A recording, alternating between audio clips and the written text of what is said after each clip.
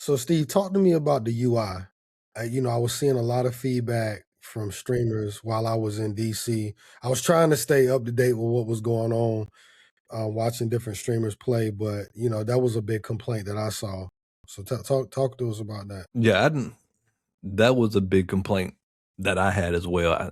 I did not like the UI, like especially starting the game and trying to get a feel for the game when you drop in and you're going to like a station or whatever, one of the like the name places, and you're like running picking up stuff, like you're so focused trying not to get shot by the AI when you like trying to loot things, you can't really see or like the symbols of what you're picking up.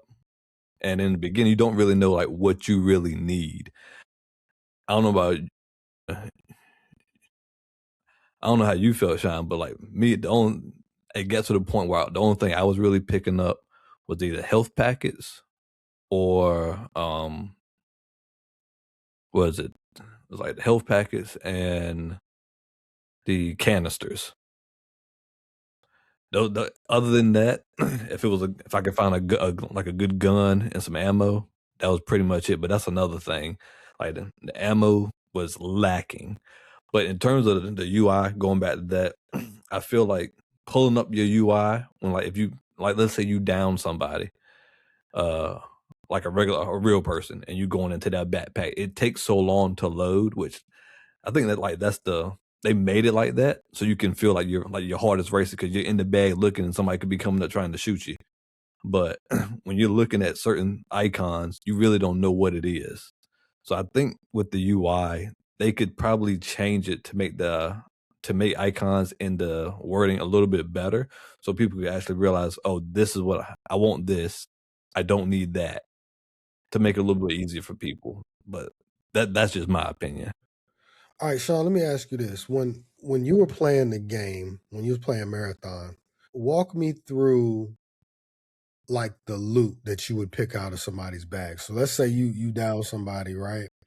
And you've got this semi decent gun. Like, how do you know what is the right weapon to pull out of somebody's bag for their loot? Ooh, that's a perfect question, Joe. I like that. So essentially, that really kind of it ties into the whole gameplay loop, I feel, because let's just say if you drop someone, the first thing I know I'm personally checking for is a shield. Because a shield, whether it's a level 1 shield, level 2, it determines pretty much how often you'll win a gunfight.